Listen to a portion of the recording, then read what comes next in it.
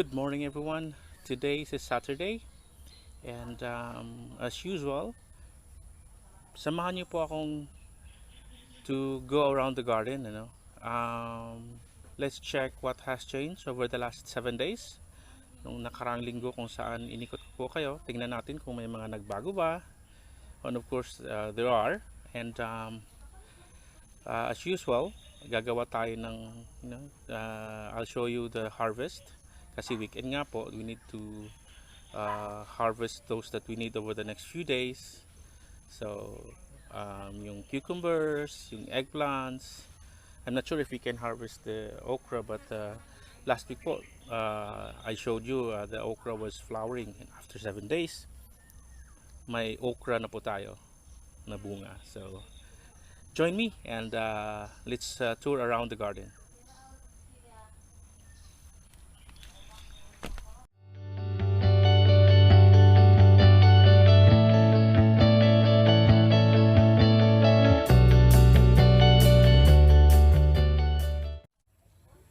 Start na po tayo. Dito po ang ating mixed bed. Kung makikita nyo, we have the green emerald starting to flower, so I think tatanggalin ko na siya para po to give room for other vegetables. Yung ating tawag nito, yung bush beans, yan, no? Namumunga na siya, pero hindi po siya ganong kakapal, hindi ganong kataas. Kaya ever since na discover ko tong bush bean variety na to, ito na palaki yung tinatanim ko. Yan, no? Marami na siyang bunga. So in a few days we will have adobong beans. So yeah, ito yung ating mixed bed. As usual, yung radish po, kailangan pa rin pong i-harvest. Dito naman ang ating, yung last week nakalimutan ko po itong ipakita eh. This is the Malabar spinach, so yung alugbati po natin. Malaki na po siya, kaya ginawan ko na siya ng trellis. Kawayan lang po yung ginamit ko with nylon twine, and hindi na po ako gumamit ng pako. Yung ginamit ko lang na pang dugtong is I use the cable ties to put together the trellis. So yeah, that's our Malabar spinach. Dito naman, these are the cucumbers na namumunga na. Yan, ano siya, bunga. Tsaka malinis po, walang damo. Proven po talaga yung the no dig approach, yung tinatabunan mo lang ng compost or leaves. You don't till as much as the soil. Talaga pong the weeds do not grow that fast. Okay, that's the cucumber bed. Dito naman po yung ating okra. Yan, malalaki na ang ating okra. Tsaka last week I showed you that the okra was starting to flower. Ngayon po, after a week, yan, ganun po kabilis magbunga yung okra dito sa atin. Yan, yan po yung isa, yan, yan, ito po yung okra zucchini bed.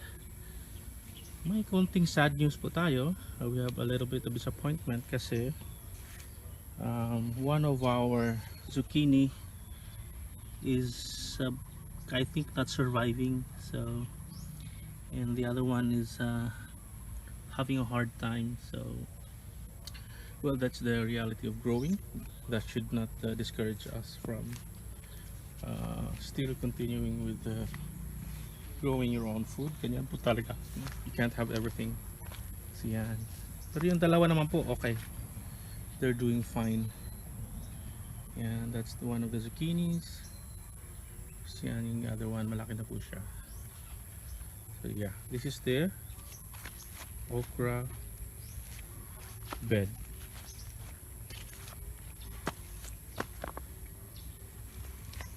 So punta po tayo dun sa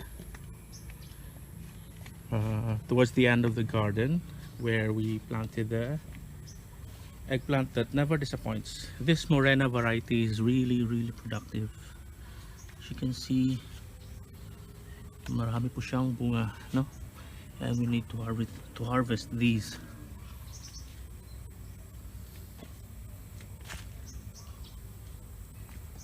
Yan. Po yung ating talong. Talong.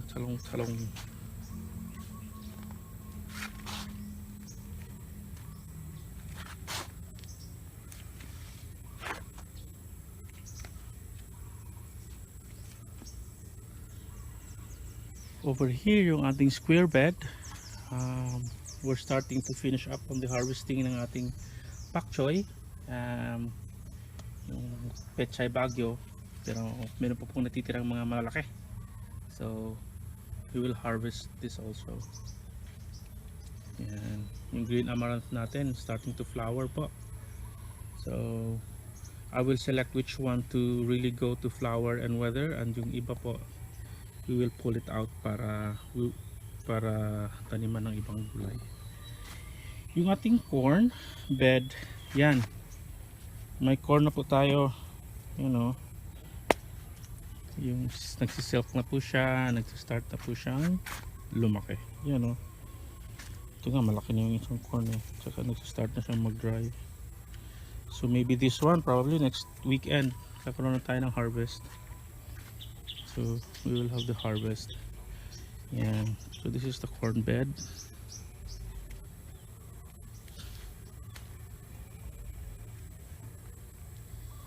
Ito po yung matatawag nating imported tomatoes. This where the seeds was given to me by my sister in Hawaii, yung mountain crest tomato.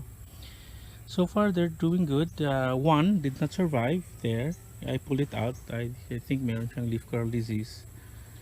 So tinanggal ko na po siya before it spreads to the rest of the plants. So yan, atin na pong i-observe. So ito po.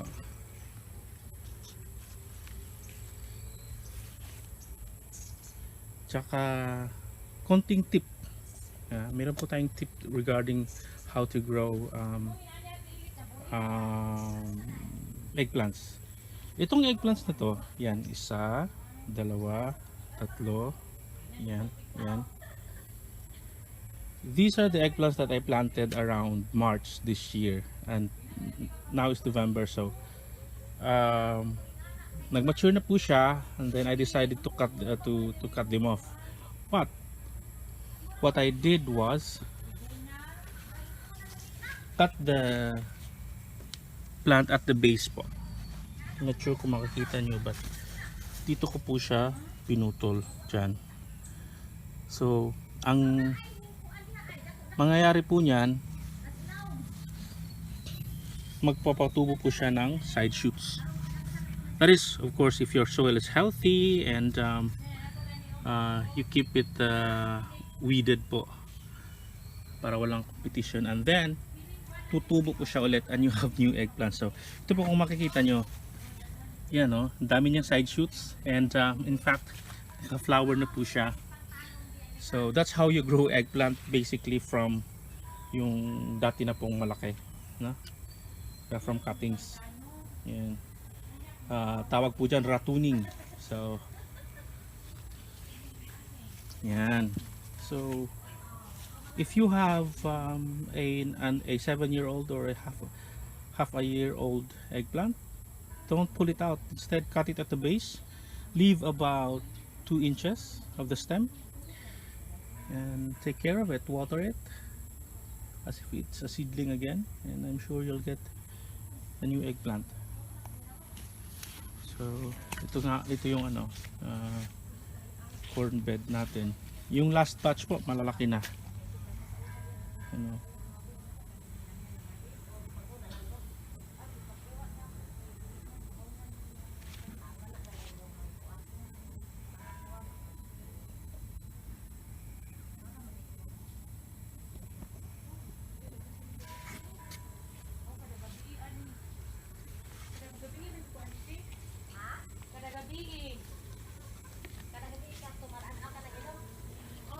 pong ating opo squash.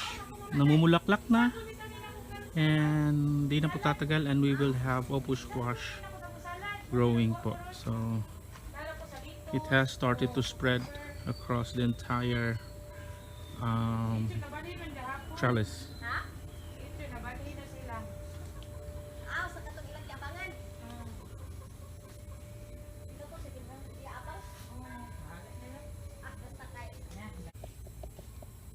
So in here, this is the part where the mega sea cucumber is located. So dito po, makikita nyo, the mega sea eggplant, cucumbers are ready fruiting po. Ayan.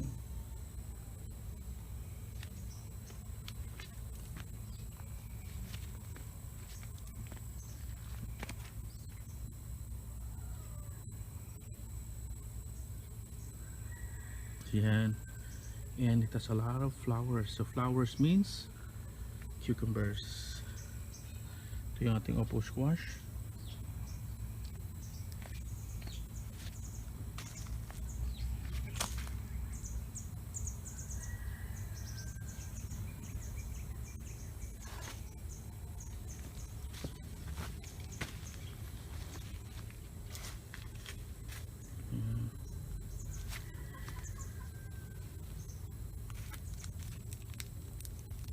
Ito yung ating ampalaya, our bitter gourd. As you can see, talagang umakyat na siya sa trellis. So in about, I say 15 days, magbubunga na po ito.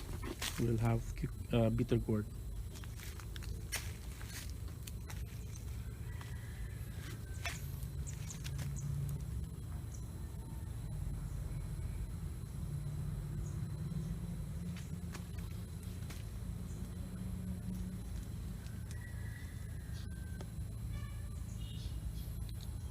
Ito naman pong ating Emperor F1 sweet pepper, conical sweet pepper. After almost a year, still giving us a lot of peppers. In fact, we are not able to keep up with harvesting po. So as you can see, marami na pong nahinog. So yeah, kailangan po natin mag-harvest ng peppers kasi marami po.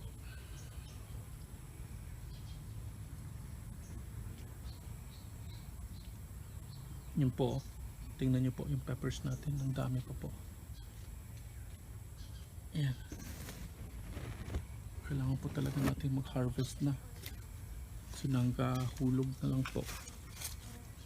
Yan o.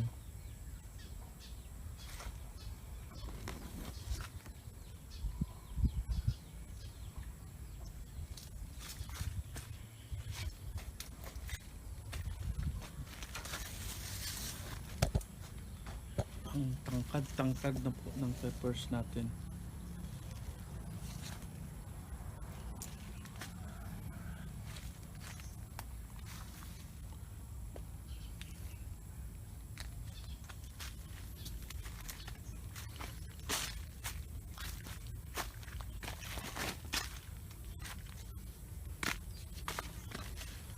At syempre po, we saved the best for last. Yung ate pong, I'm really proud of the tomatoes this year. Itong D-Max variety ng East West Seed Company. Yan po, ang daming bunga. Literally an overload of tomatoes. Yeah.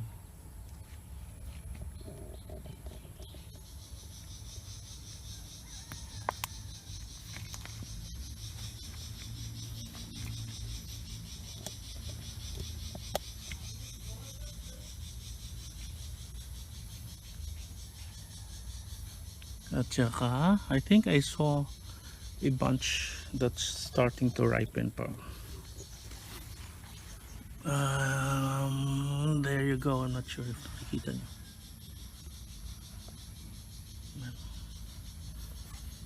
Basta meron dyan. Sa dami po. So what I'll do to encourage the tomatoes to ripen is probably cut back on watering. So siguro I will water this na lang once a week, deep water, to stop it from flowering and start ripening the fruits.